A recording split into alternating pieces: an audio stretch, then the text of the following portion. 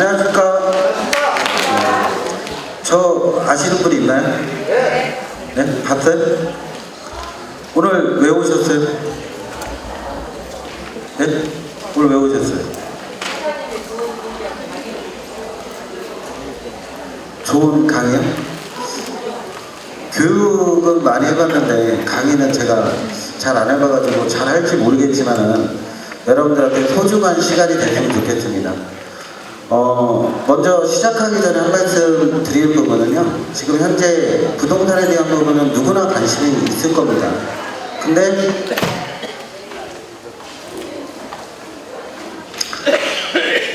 부동산은 가격이 올라갈 것 같아요? 내려갈 것 같아요? 네? 올라갈 것 같아요? 내려갈 것 같아요? 잘 모르겠어요? 예? 부동산은 가격이 올라갈 수가 없습니다. 앞으로는. 그 이유가 이제 설명을 들어보시면 정확하게 이해를 하실 겁니다. 근데 부동산 가격은 인구 밀도가 대한민국 자체가 줄어들고 있습니다. 그렇기 때문에 부동산에 대한 부분들은 절대 상향 조정이 될 수가 없다는 부분이죠. 근데 일부 지역, 각 216개 지자체는 여기 입구에 들어오시다 보면 아마 시군 개발 계획이라는 부분을 한번 보셨을 거예요. 그 218개 지자체는 개발 계획을 다 가지고 있습니다. 하지만 예산이 없으면은 개발 계획대로 개발하지 못합니다.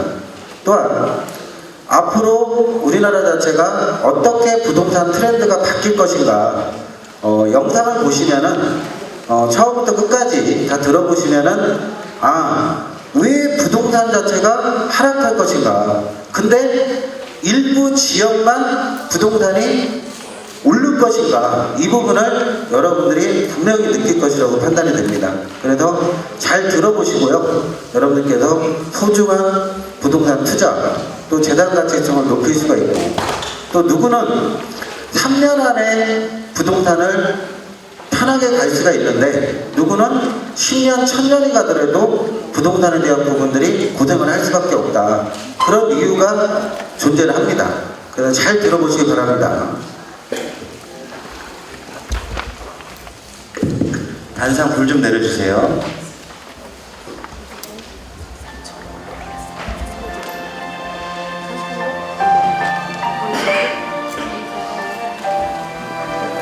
여러분들이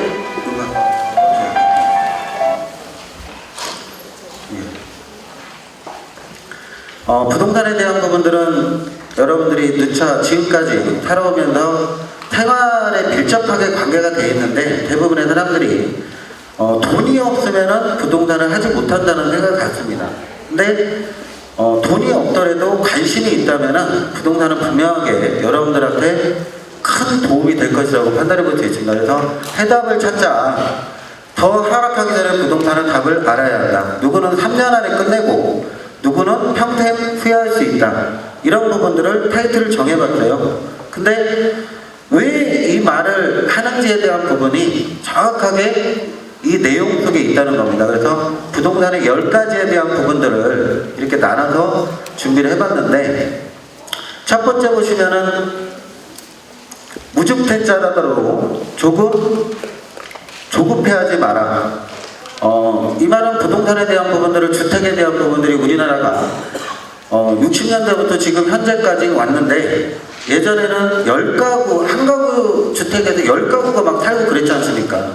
그때는 욕구의 개념이 강하기 때문에 집에 대한 욕구가 너무 강했다는 거죠. 그래도 우리나라가 할 수 없이 부동산에 대한 부분에 집값이 상향 조정이 됐고, 또 경제 발전에 있어가지고도 성장 경제 발전을 이뤘기 때문에 주택에 대한 수요가 급격하게 증가할 수밖에 없었던 논리입니다. 근데 이제는 과거하고 틀리게 다시 오르면 어떡하지 하는 마음을, 집을 더 덥석 사가지고 덥석 하지 마라. 아직 집값은 매우 높다. 이렇게 볼 수가 있습니다. 그래서 왜 집값이 지금보다 더 떨어질 것인가, 이런 부분들이 차이점이 있습니다. 그래서 인구 밀도가 과연 어디로 이동할 것인가, 그 부분을 예측한다면은 정확하게 이 부분을 이해할 수 있다고 판단해 볼 수 있습니다. 그래서 쭉 8가지의 부분을 저희가 정의를 내려봤습니다. 부동산 투자 트렌드를 예측하라. 부동산의 투자로 부자가 되고 싶다면 트렌드를 알아야 합니다. 묻지마 투자나 따라잡기 투자는 커다란 낭패로 이어질 뿐입니다. 바로 이 내용은 어떤 부분이냐면 수많은 사람들이 과거에 재건축 아파트나 또 아파트 시장에 늦게 뛰어든 사람들 같은 경우는 실질적으로 대전 지역 같은 경우도 재개발 지역에 투자하는 사람들 같은 경우는 재개발을 건설사에서 하지 않는단 말이에요. 이유는 뭐냐? 만약에 분양을 하게 되면 분양이 안 된다는 거죠. 그래서 남을 따라하지 않는 남다른 부동산 투자 능력을 주변으로부터 부동산 여신을 불리는 S씨는 여 48세가 부동산 투자에 성공하고 있었던 자신만의 투자 노하우를 공개할 말이다. 사실 S씨는 단 한 번도 직장생활도 해본 적이 없는 전형적인 대한민국 전업주부다. 하지만 과거와 붙이는 직업이 부동산 중개업자에게 일찍이 기동량이나 부동산 투자 정보를 접할 기회가 많았고, 아울러 부동산 투자 트렌드를 놓치지 않기 위해서 평소 국내의 부동산 정보를 수집하고 공부하는 것을 즐겨 부동산 투자에 성공할 수 있었다. 근데 대부분의 우리나라 사람들 같은 경우가 부동산에 준비되지 않은 사람들이 상당히 많다는 거죠. 그냥 남이 좋다고 하니까 하다 보니까 실패라는 거를 가져올 수가 있습니다. 그래서 꾸준하게 준비를 한 사람만이 이제는 부동산에 성공을 할 수 있다. 과거하고 지금 현재는 부동산의 트렌드가 완벽하게 바뀌어져 있습니다. 그 부분이 다음 부동산 투자 지역에 따라 성패 갈린다. 이 부분은 뭐냐면 216개의 지자체가 각자 개발 계획이 다 수립이 되어 있습니다. 지금 현재적으로. 그래서 여러분들이 팜플렛 이야기가 있는 부동산 매거진을 보시면은 주거지는 노란색, 상업지는 빨간색, 농림지나 그런 지역들은 녹색으로 표기가 되어 있습니다. 그래서 그런 지역들을 좋은 땅과 나쁜 땅은 누구나 구분할 수 있다는 겁니다. 근데 과연 그 지자체에서 인구 밀도를 어떻게 땡겨서 어떠한 개발 방식으로 개발할 수 있냐에 따라서 성패가 갈릴 수 있다는 부분이죠. 그래서 대전 지역으로 예를 들면 지금 현재적으로 세종신도시와 내포신도시가 형성이 됐습니다. 네? 형성이 됐는데 인구 밀도가 과연 어느 쪽에서 맞을 것이냐, 네? 그 부분이 관건이겠죠.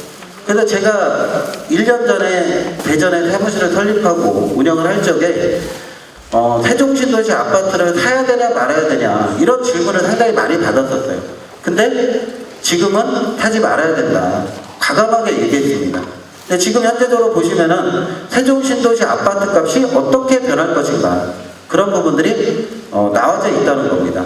그래서 인구 밀도를 각 지자체에서 어떤 방식으로 옮겨올 것이냐 이게 관건이라는 거죠.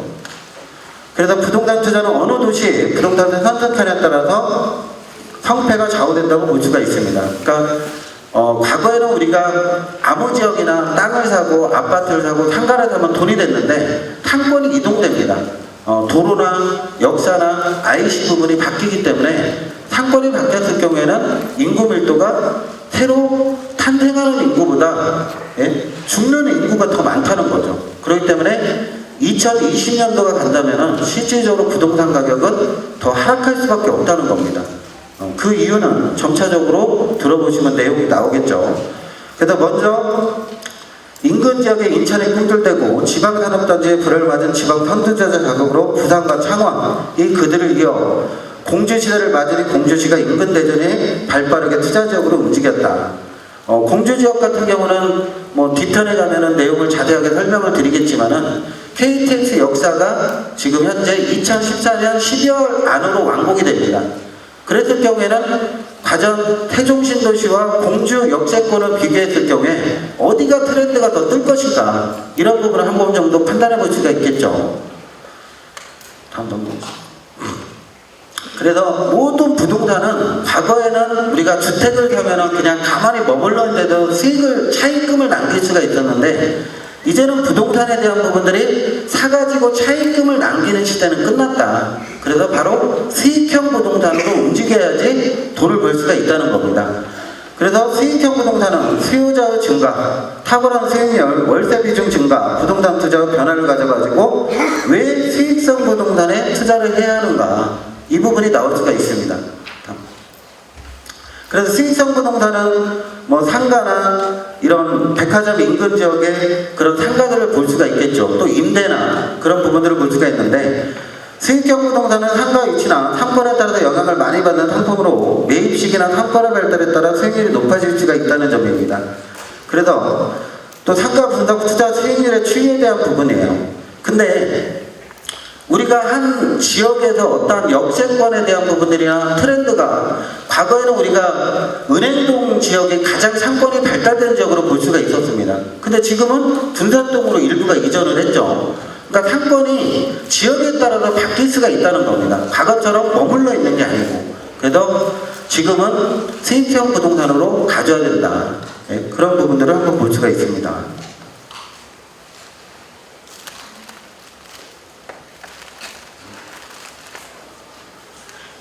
외국인 빚 드립니다. 알면 수익형 부동산은 투자 성공이 보인다.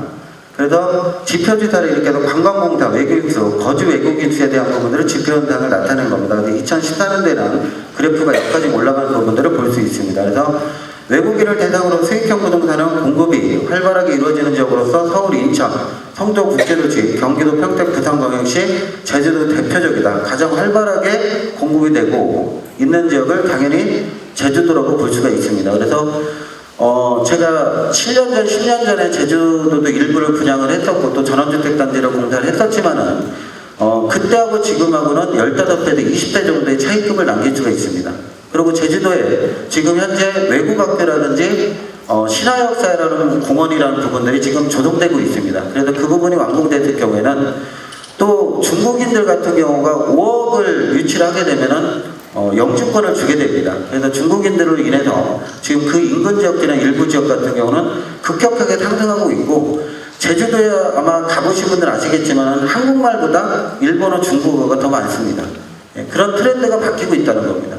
또 서울 동대문 시장에 가면은 과거에는 국내인으로 장사를 했었는데 지금 현재는 외국 글씨밖에 못 봅니다. 그래서 외국인들로 해서 상권이 형성이 되어 있다고 볼 수가 있습니다. 그래서 지금 현재 국가 경제나 또 지자체에 대한 부분에 장이 어떠한 트렌드로서 도시개발을 할 것인가, 이런 흐름을 읽으셔야지 부동산의 수익성을 남길 수 있다고 볼 수가 있습니다. 그래서 외국인에 대한 부분들의 투자 수요에 대한 부분들을 지표현상으로 한번 나타내 준 겁니다. 그래서 일반인들이 가장 이 수익성 부동산으로 접근할 수 있는 부분들이 일반 빌딩이나 어떠한 부분들, 여관이나 숙박시설을 할 경우에는 몇십억 대 이상이 있어야 됩니다. 근데 몇 억 가지고 할 수 있는 게 바로 게이트하우스입니다.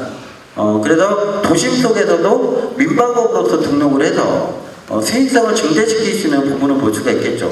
그래서 일부 외국인들이 많은 서울, 인천 지역이나 부산 지역 같은 경우는 이 게이트하우스가 엄청나게 활성화가 되어 있습니다.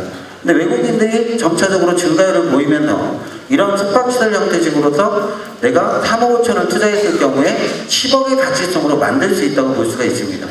그래서 이런 실내적인 부분이나 일부분을 인테리어에서 단기 숙박시설 중 하나인 게이트하우스, 요즘 뜨는 신종 수익형 부동산이라고 볼 수가 있습니다. 그래서 여러분들 여기 둔산동에 오실 적에 건너편 쪽에 레지던스나 그런 부분들을 보셨을 거예요. 그게 바로 수익성 부동산이라고 볼 수가 있습니다.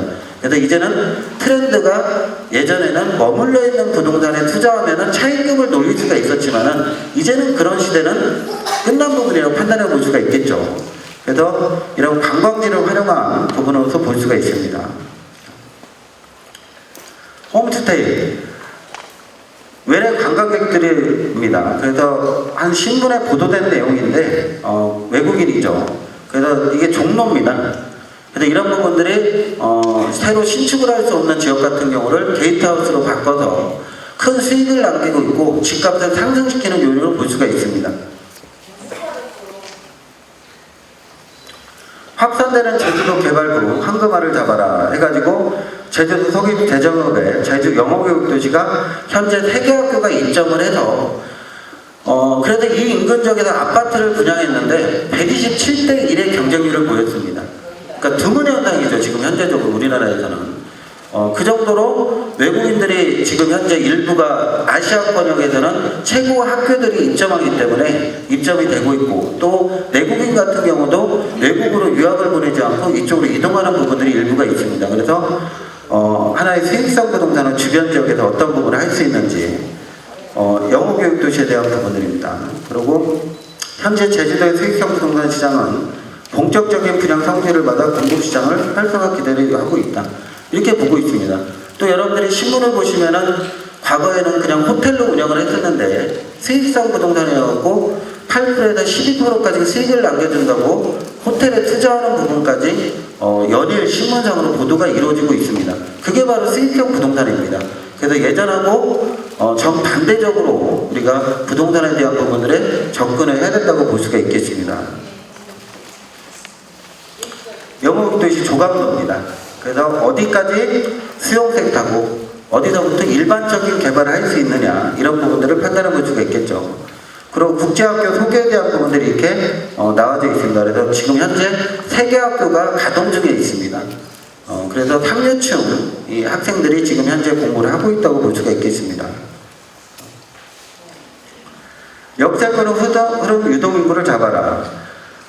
만약에 이 역사가 들어섰을 경우에 이 상권이 형성되는 지역들은 대부분의 그 부분이라고 볼 수가 있겠죠. 수용 섹터죠. 그래서 이 지역이 수용 섹터로 정해졌을 경우에는 이 외곽 쪽에 투자를 해야 된다는 거죠. 그래서 그런 부분을 볼 수가 있습니다. 그래서 같은 역세권이라도 일반인이 투자할 수 있는 부분들은 수용 섹터가 있고 수용 섹터가 아닌 지역이 있습니다.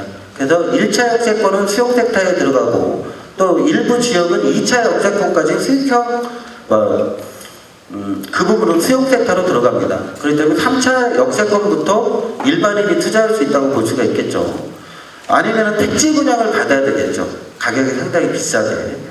그 부분을 볼 수 있습니다. 그래서 외곽 쪽에 투자를 이뤄야 된다. 그래서 상권의 공통점을 살펴보면 접근성이 좋은 역세권에 위치하고 유동기가 많은 점을 둘 수 있다. 이 부분입니다.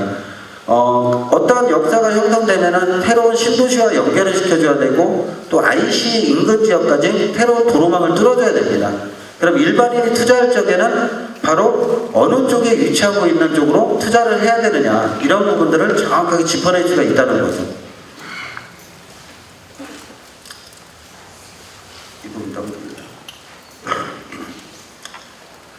그래서 아까 게이트하우스랑 거의 도시형 생활주택이라고 볼 수 있죠. 세어스하우스는. 그래서 도심 속에서 내가 자금이 저가로 가지고 있을 적에 수익성 부동산으로 어떤 부분을 낼 수가 있다는 겁니다.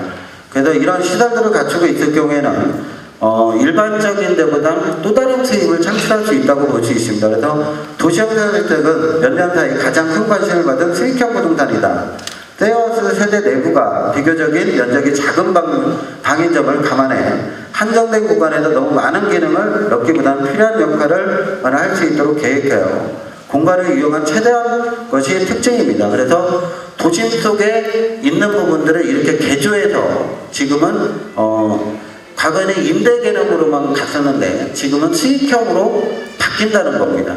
그래서 현재 서울의 일부 지역 가면 이런 부분들을 상당히 많이 볼 수가 있다는 겁니다. 이건 게이트하우스, 도시 외곽 쪽에 이제 속해져 있는 부분인데, 내가 도심 쪽에서 3억 5천 주고 아파트를 사는 것보다 지금부터 준비를 해가지고 1억 5천, 2억에 전세를 살고 1억 5천 가지고 땅값이 상승하기 이전에 미리 매입해서 투자를 해놨을 경우에는 내가 3년을 준비해서 이런 부분을 만들었을 경우에는 평생 노후 준비가 된다는 거죠. 그런 부분의 차이점을 볼 수가 있습니다. 그래서 실내 부분에 이런 부분들이 실질적으로 운영이 되고 있다는 겁니다.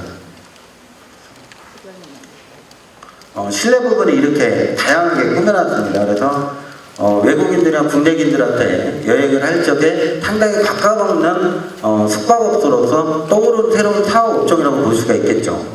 그리고 자본이 그렇게 많지 않더라도 이런 부분들은 시행을 할 수가 있습니다. 내부에 대한 부분이에요. 그래서 예전에는 단체 관광, 관광버스로 관광을 가고 했지만은 지금 현재는 개인 승용차나 또 외국인 같은 경우에 혼자 관광하는 부분들이 상당히 늘었기 때문에 이런 부분으로 개조를 했을 경우에는 상당한 수입을 얻을 수 있다고 볼 수가 있습니다.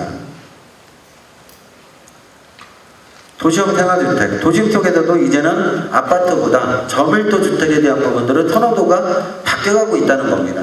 그래서 예전에는 우리가 아파트 하면은 로또가 당첨되고 또 많은 차익금을 노릴 수가 있었지만은 이제는 인구가 감소하고 있기 때문에 도심 속의 주택들은 하락세를 접어들 수밖에 없다. 예.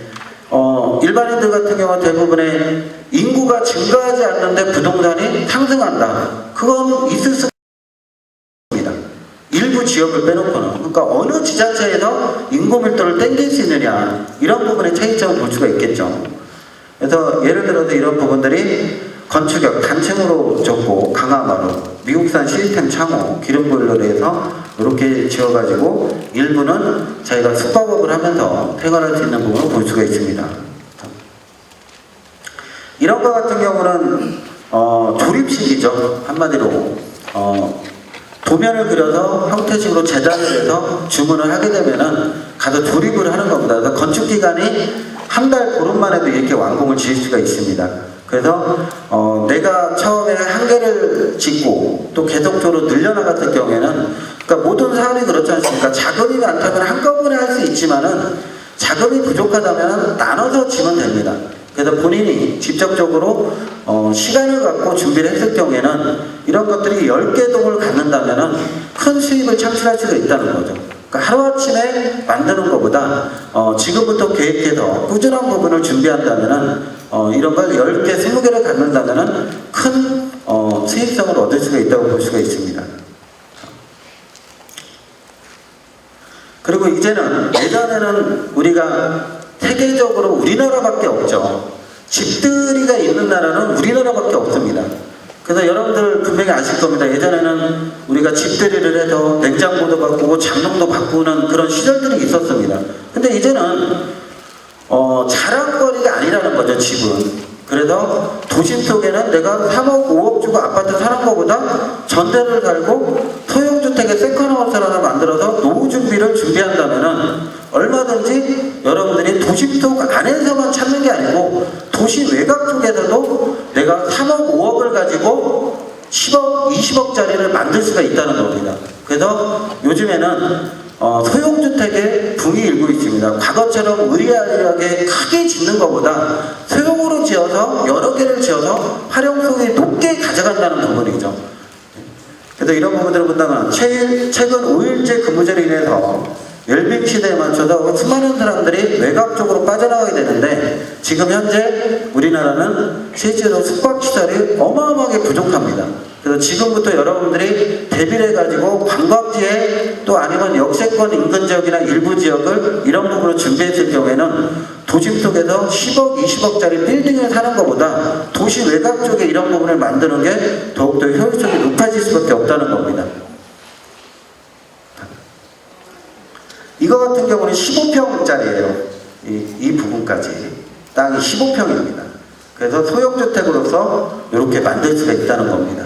그렇기 때문에 과거처럼 막 콘크리트로 해서 힘들게 몇 개월 걸려서 짓는 것보다 단기간 내에 져서 단기간 내에 활용할 수 있는 부분으로 판단해 볼 수가 있습니다. 그래서 전원생활을 증가로 인해서 전원주택이 새로운 바람이 불고 있다. 최근 전원생활의 패러다임이 변화하고 문화적으로 대중화되면서 소형 토지나 소형 전원주택을 찾는 알뜰형 수요자들이 많아졌다. 이렇게 볼 수가 있습니다.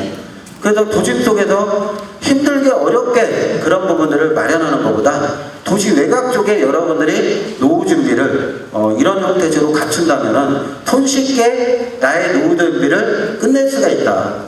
이런 부분으로 보실 수가 있습니다. 이런 것도 마찬가지예요. 다 소형주택으로 볼 수가 있는데 손쉽게 완공을 하고 또 손쉽게 개별적으로 뭐 10개, 20개를 만들 수가 있습니다. 그래서 이런 거 같은 경우는 4,500만 원 정도 합니다. 이런 거 같은 경우는 3,800만 원 정도, 이런 거 같은 경우는 5,000 정도가 소요가 됩니다. 이게 이제 돌출 콘크리트로 졌기 때문에.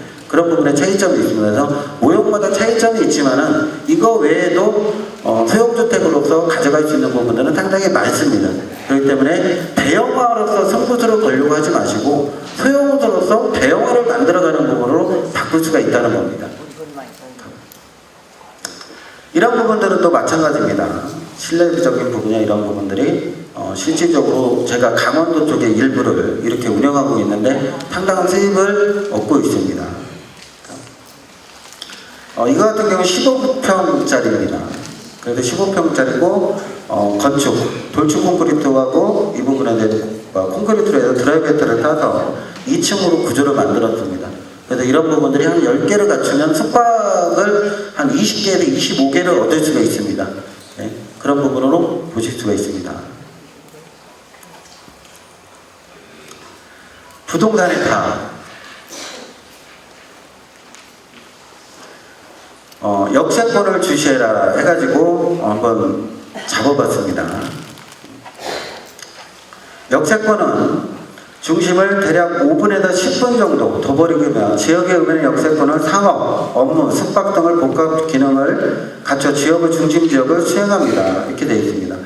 그래서 이런 지역들에 만약에 역사가 이렇게 들어선다면은 이 일부 지역에는 수용 섹터로 된다는 거죠. 그 지역을 벗어나서 일반인이 투자를 해야지 차익금을 남길 수가 있다는 겁니다.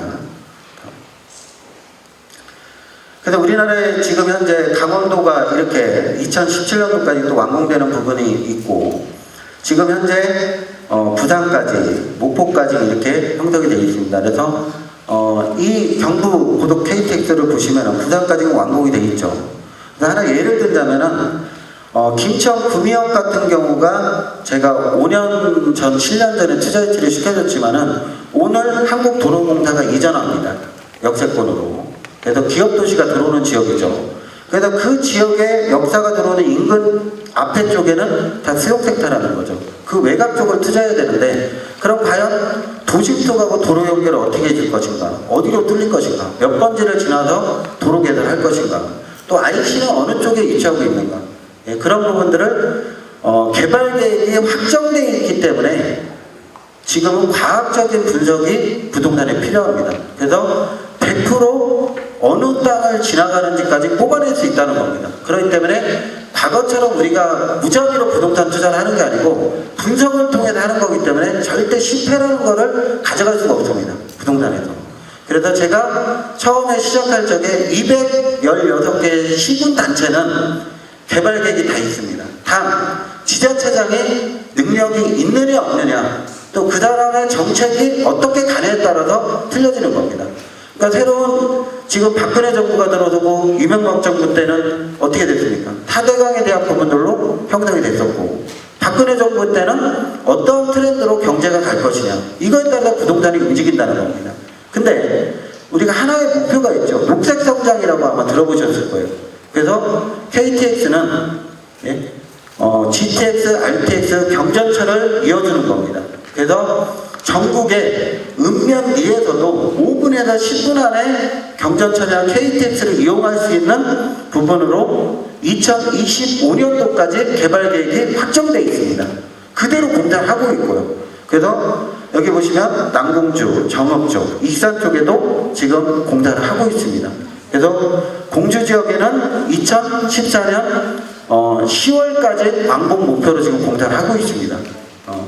또 대전 이쪽으로 내려가면 김천 구미역 같은 경우가 지금 현재 공정률 80%를 맞춰가지고 일부분이 완공되어 있다는 겁니다. 그런 부분을 보신다면은 과연 이제는 어떻게 부동산이 트렌드가 바뀌어가는지 누구나 마찬가지일 겁니다. 지금 현재는 예전에는 부산에서 차로 이동을 대부분 했다는 겁니다. 근데 이제는 KTX하고 서울역에 내려서 렌트카를 이용하면 됩니다. 시대가 바뀌었다는 거죠.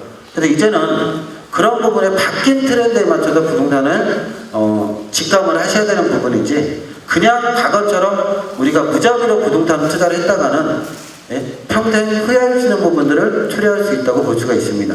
그래서 어디에 역사가 형성이 되는지 어느 쪽에 들어오는지 어디까지 수용 섹터인지 100% 찝어낼 수 있다는 겁니다. 그래서 각 역세권이 이루어지는 이런 지역들에 어떤 사업들이 진전이 될 것인가, 어떤 산업단지가 들어올 것인가, 그럼 어느 지역에 산업단지가 들어오면은 도로망을 어떻게 연결시켜주고 KTX망과 GTX, RTX를 어떻게 연결시켜줄 것인가, 이런 부분이 논리가 정확하게 나와져 있다는 겁니다. 그러니까 과거처럼 부동산이라는 게 그냥 무자비로 투자하고 지식 없는 사람한테 맡겼을 경우에는 부동산을 손해를 볼 수 있지만은 지금 현재는 과학적인 부동산 투자를 하기 때문에 절대 실패 볼 수가 없다는 겁니다. 그러니까 용지배분 들어가죠. 어느 지역에 신도시가 들어온다면은 어디서부터 어디까지는 아파트가 들어오고, 어디서부터 어디는 저밀도 주택이 들어오고, 어디는 시청이 들어오고, 그런 부분들을 정확하게 알 수가 있다는 겁니다. 관심만 있으시다면. 그래서 각 역세권이 이루어지는 지역들에 어떤 사업들이 진전이 되느냐, 그럼 이 산업단지가 그 지자체장이 입점을 시킬 것이냐 안 시킬 것이냐, 그러면 지리적인 여건을 따지게 됩니다. 왜? 만약에 산업단지를 만들었는데 물류 이동비가 많이 든다면 안 들어가겠죠. 물류 이동비를 편안하게 이동을 시킬 수가 있고, 또 해안가로 이동시킬 수 있는 수단이 이루어져야 되고, 그런 부분들이 존재를 해야지 산업단지가 들어올 수가 있다는 겁니다. 그래서 역세권의 기능 구상도를 개발 범위를 본다면은 철도역이 형성된다면 철도부지가 들어가고, 역정 광장이나 역정 관전 부대시설, 주차장 및 환성시설이 이루어집니다. 상호 업무 기능, 복합 용도 주거 기능을 이룹니다. 여기까지는 수용 섹터라고 볼 수가 있겠죠. 대부분의. 어느 역세권이든지. 그 다음에 간접 역세권에 일반인들이 투자를 할 수가 있다는 겁니다. 그래서 교통발달, 인구 유입. 인구가 유입되지 않는다면 필요치가 않다는 겁니다. 하나 예를 들자면, 안타깝게도 이 대전 지역 같은 경우는 150만 인구예요. 근데 세종신도시와 내포신도시가 형성이 되고, 또 외곽 쪽으로 생활의 편리성이 늘어나면서 외곽 쪽에 전원 생활을 하는 사람들이 좀 더 늘어났습니다. 그 부분을 빼면 30%가 빠진다고 볼 수가 있겠습니다. 그랬을 경우 과연 대전의 아파트 시장이나 주택 가격은 어떻게 층을 이룰 것인가, 이걸 다시 한번 생각해 볼 필요가 있다는 겁니다. 그래서 인구 유입에 가장 중요하죠. 인구 유입이. 그러면 어떤 이유 때문에 인구가 유입될 것이냐, 또 이걸 따져봐야 되겠죠. 그래서 상권 발달, 도시 확장, 집가 상승으로 나눠서 볼 수가 있습니다.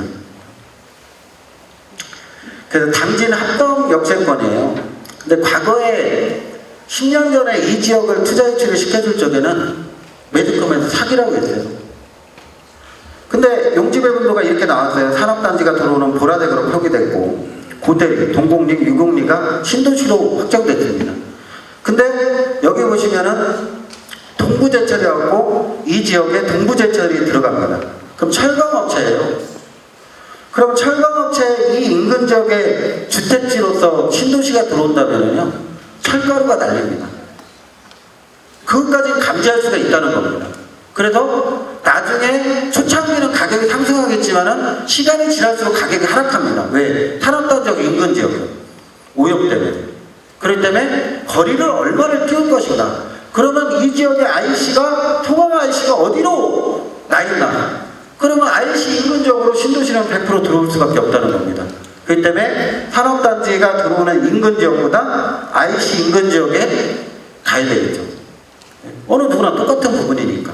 그리고 앞으로 역사가 이 산업단지 당진 합동 역세권에 어디로 역사가 들어올 것인가, 이런 부분들이 2025년도까지 개발 계획이 나 말고도 여러분들도 다 알 수 있다는 겁니다. 확정되어 있기 때문에. 네. 당진 합동 역사 조감도예요. 옛날에 가지고 있었던 부분이었었죠. 그러면은 이게 지형도면에 있습니다. 지역도면에다가 트레이싱지를 딱 올리면은요, 지도를 올리면은 어디서부터 어디까지는 수용택타, 어디는 철도부지로 들어가고, 어디는 주차장 용지로 들어가고, 이 부분까지 다 100% 뽑아낼 수 있다는 겁니다. 그렇기 때문에 과거에는 주먹구비식 부동산 투자했지만은 이제는 과학적인 부동산 투자가 지금 현재 진행되고 있다고 볼 수가 있습니다. 그래서 옛날에 합동 역세권의 부분이에요. 그래서 합덕을 통과해가지고 어느 구간을 통과해서 어떻게 이어지는지. 예, 그래도 KT 역세권으로부터 500m 이내에 1차 역세권은 업무, 판매, 문화시설이 들어가는 부분인데 수용 섹터라고 볼 수가 있겠죠. 복합, 항생체계를 구축하고 3km 이내 2차 역세권에는 배우산업단지나 주거 행정지원시설이 들어간다고 볼 수가 있습니다. 그래서 주목급이 투자는 안 하는 것보다 안 하는 게 낫다. 그렇게 판단해 볼 수 있습니다. 충남 공주 역세권이에요. 조감도가 나와져 있죠. 그리고 공정률 지금 현재 90%를 마치고 있습니다. 그래서 10월 달에 임시운행을 할 겁니다. 그리고 12월 달까지 임시운행을 하다가 본격적으로 사람들이 일반인이 이용할 수 있는 부분은 아마 12월 달부터 운행이 될 겁니다. 그래서 조감도 나와가지고 요렇게 지금 현재 90%가 완공이 되어 있습니다.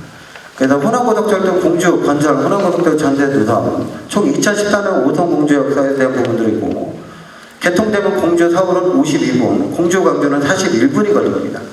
그래서 인구 및 평수에 대한 부분들 대지 5천, 142평의 연면적 1,598평, 지상 2층 규모로서 만들고 있습니다. 그래서 2014년 말에 일반인들이 활용할 수 있게 완공이 됩니다. 그래서 여기에 하루 이용객 수는 그런 부분들을 추산해 본 셈입니다. 좀 더 확대해서 본 거죠. 그래서 이렇게 완공이 됩니다. 그래서 이 공주만 완공이 되는 게 아니고 익산이나 정읍 쪽에도 역세권으로 완공이 됩니다. 근데 익산은 원래 철도 부지에서 복원하는 겁니다. 그러니까 원래 그 섹터 부지는 엄청나게 지금 비싸죠. 원래 역사가 있던 자리를 복원하는 거니까. 근데 이 공주 역사는 신설되는 겁니다. 그래서 우리나라에 신설되는 역세권이 총 4군데 정도밖에 되지가 않습니다. 이 때문에 그런 지역들이 어떻게 발전할 것인가 이런 부분을 다시 한번 짚어볼 수가 있겠죠. 이게 용지배 분로입니다. 이건 나만 구할 수 있는 게 아니고 여러분들도 관심이 있다면 구할 수가 있습니다. 우리나라가 예전에는 이 개발 계획을 수립하면은요 호텔에 감금을 해서 개발 계획을 했어요. 그래서 정보가 나오는 게 휴지통으로 통해서 나오고 뭐 그랬던 시절들이 있습니다. 근데 이제는 민간인들이나 개인 재산권 때문에 오픈을 시킵니다. 개발 계획을. 그래서 4차 국토종합계획대로 여러분들이 들어봤을 거예요. 그런 부분들이 다 오픈되어 있다는 겁니다. 그래서 누구나 부동산에 관심이 있으면 이런 부분들은 얻을 수가 있습니다. 하지만 섹터가 어디서부터 어디까지 수용 섹터고 어디로 도로가 뚫리고 이런 부분들은 수천만 원의 측량비나 어떠한 부분들이 투여가 되기 때문에 차이점이 있다는 겁니다. 그래서 산업단지로 이 상업시설이나 일부 지역은 LH공사나 충청남도 도공사에서 수용 섹터를 정해가지고 개발을 한다는 부분이죠. 그럼 내가 100만 원에 샀더라도 수용 가격이 50만 원이다. 그럼 50만 원의 수용 가격으로 정해질 수밖에 없겠죠. 근데 예전에는 막 데모를 하면은 좀 바꿔졌잖아요. 근데 요즘에는 하지 말라는 뜻에서 딱 정해져 있어요. 그런 거기 때문에 지적도를 보면 다 알 수가 있습니다. 어느 누구나. 그래서 토지 이용 계획을 띄면은 철도 부지 뭐 다 나와요. 이유에 대한 부분들이. 그렇기 때문에 부동산은 과거보다는 현재는 정말로 쉬워졌다. 근데 관심이 없어서 모르는 것 뿐이다. 그렇게 볼 수가 있습니다. 그래서 잠깐 가보시겠어요? 역세권을 통해 가지고 논산 쪽 탄천IC가 어느 쪽으로 도로가 연결될 것인가. 그럼 현재 탄천IC가 완공이 돼 있단 말이에요. 그럼 탄천IC 인근 지역에 또 산업단지가 들어와 있어요. 그래서 입점을 80%까지 했단 말이에요. 근데 인구가 어떻게든 증가할 것이냐. 그럼 어느 도로망이 이 역세권이 완공됐을 경우에는 가장 많은 사람들이 이용하는 도로가 될 것이냐. 이걸 짚어놔야 되는 거예요. 그렇게 된다면은 부동산에 적중을 시킬 수가 있다는 부분이죠. 호남고속철도 사업에 대한 부분들이 쭉 연역에 대한 부분들이 나와져 있습니다. 언제부터 있고 어디서부터 어디까지 연결을 시키고 그래서 쭉 해서 목포까지 연결되는 부분. 현재 철도가 어떻게 연결되어 있는데 이거를 경전철화를 시켜서 역사와 어떻게 연결을 시켜줄 것인가. 그래서 전국 읍면리에서도 진입할 수 있고 또 철도를 이용할 수가 있고 KTX를 이용할 수 있는 부분들을 5분에서 10분에 이용할 수 있는 부분에 전국토를 2025년도까지 만든다는 계획화에서 지금 현재 한참 공사 중에 있습니다. 5성 역학성을이에요. 근데 이 부분도 7, 8년 전에 투자 유치를 시켜줬지만은 산업문화, 헬스케어 이런 부분들이 5성역 KT 역세권의 일부가 입점되어 있습니다. 그래서 5성역이 어떻게 발전했고 그런 부분들은 뭐 저 말고도 여러분들이 접해본 사람들 같은 경우는 잘 알 것이라고 판단을 합니다. 5성 역세권을 주시해라 그래가지고 이 부분에 보시면 역사권에 대한 부분들이 어디로 들어와 있고 어떻게 도시 형태가 들어와 있는지 아까 용지대분들하고 똑같이 개발이 되는 거예요. 그래서 어느 쪽에는 고밀도 주택들이 들어가고 어느 지역에는 저밀도 주택들 그런 부분들이 배정돼서 정확하게 용지배분도에 의해서 개발이 이루어진다는 겁니다. 그래서 이렇게 완공이 되어 있죠. 현재적으로. 이제 조감도 부분이에요. 예전에 가지고 있었던 부분. 김천 역사. 지금 현재 김천 같은 경우는 거의 완공했고 제가 아까 말씀드렸지만 오늘 한국도로공사가 이전을 하게 되면서 우리나라 관공서가 12개가 한국가스공사랑 포함해서 이쪽으로 이전하게 됩니다. 이 역세권 이쪽이 앞에 쪽이죠. 그래서 이쪽 지역 같은 경우는 지금 현재 엄청나게 활성화가 이루어지고 있습니다. 여기 밑에 구미 쪽 같은 경우는 LG나 삼성이 빠져나가면서 인구가 급격하게 감소하고 있습니다. 근데 김천산업단지 같은 경우는 청리산업단지가 연결시켜져서 지금 산업단지가 한참 KCC라는 유황킴벌리 그런 부분들이 대거 입점을 해가지고 네이버에 검색하면 인구 밀도가 느는 게 나타나요. 그래서 다른 지역은 미분양이 많은데 이 지역 같은 경우는 미분양이 없죠. 그러니까 내가 부동산을 어느 쪽으로 이동을 시킬 것인가 그런 부분들은 이런 부분으로 정확히 판단해 볼 수가 있다는 겁니다. 천안 아산면 예전에 했던 부분들이 이렇게 조감도가 나왔는데 이 인근 지역이 어떻게 개발됐는지 지금 현재 가면은 여러분들 눈으로 확인할 수가 있습니다.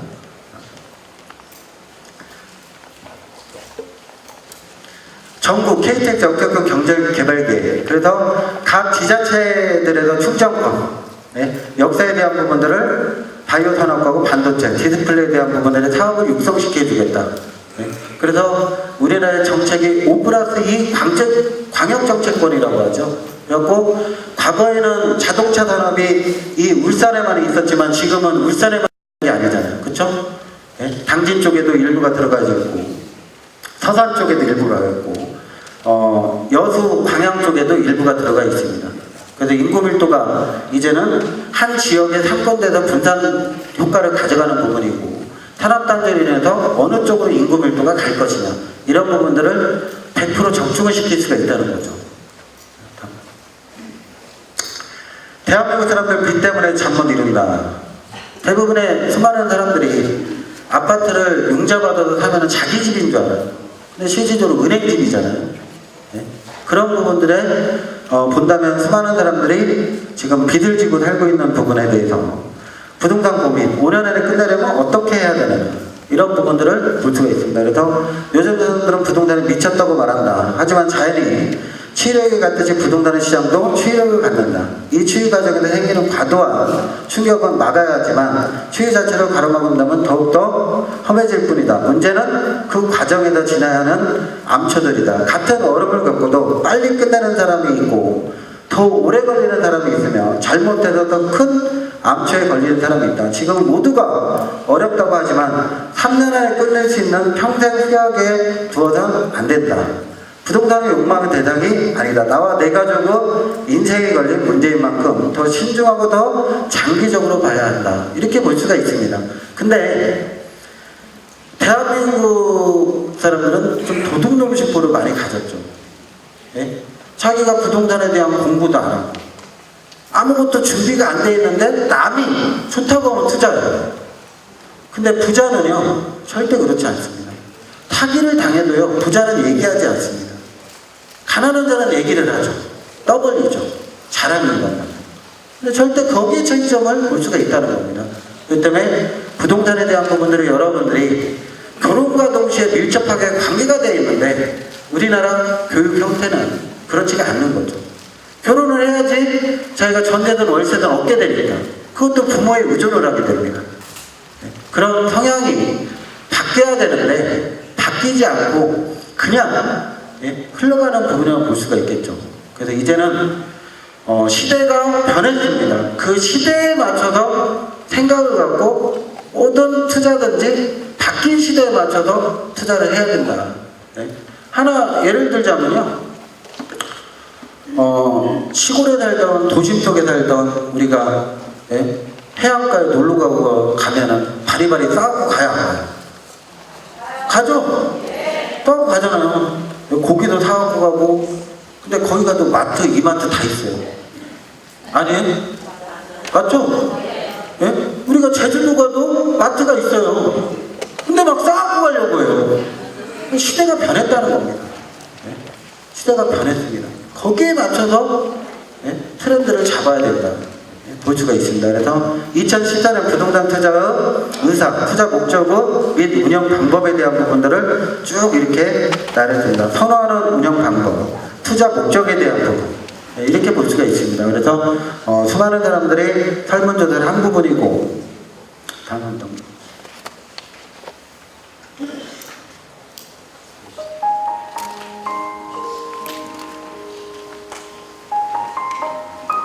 투자 성공 비법, 성공하기 위한 5대 비법을 볼 수가 있습니다. 어떤 투자든지 급하게 해서는 답이 없습니다. 그래서 천천히 하시면 될 것 같고요. 꾸준히, 한순간에 돈을 벌려고 하면 그런 시대는 끝났습니다.